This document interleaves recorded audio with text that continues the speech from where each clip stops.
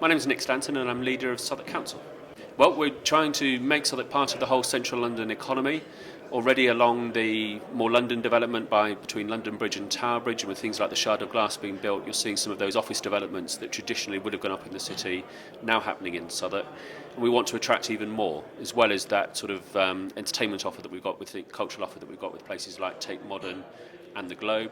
And this is all part of our drive to reduce the sort of really quite critical levels of deprivation and poverty which we've inherited over the last 200 years in Southwark, and make Southwark a place of economic activity, a place where people want to come and visit and spend time and spend money.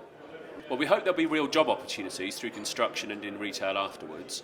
We hope also that what we begin to create is a more mixed local community, with people going to local schools where the children come from, a mix of tenure of housing, raising aspirations for the whole community. That's quite important for us. The host community has gone from being sceptical about the prospects of any change actually happening, through being scared by change, to now understanding the real positive benefits of a change, and actually understanding how they can use the planning system for their benefit. People are getting a lot cannier now about knowing what is possible through Section 106 agreements and identifying what is their local priority. And I think that's really exciting. And in fact, developers find that helps them as well, because it reduces opposition to planning schemes. And you begin to get some real local benefits for local people out of this, which I think is important.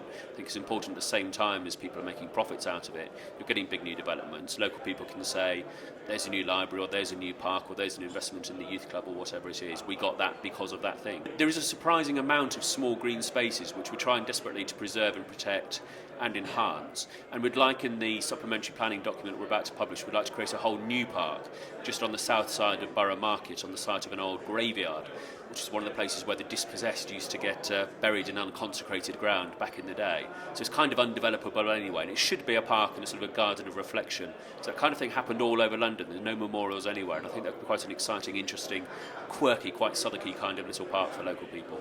Sustainability is really important to us, dear to our heart, because if you look at the Environment Agency predictive map of what happens if the Thames flood barrier fails, then all of this area gets buried, gets drowned in the Great Bermondsey Flood.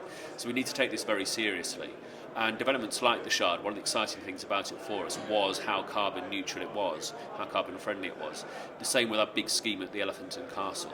There are huge opportunities, for Southwark also being a huge residential landlord. There are huge opportunities for us in things like combined heat power plants. In addition to whatever developments are coming forward, we've got existing developments which can be connected up to these things. And green is clearly the way of the future. There's clearly going to be quite a lot of still central government and European money floating around for green initiatives, and I think we have to try and capture that as much as we can.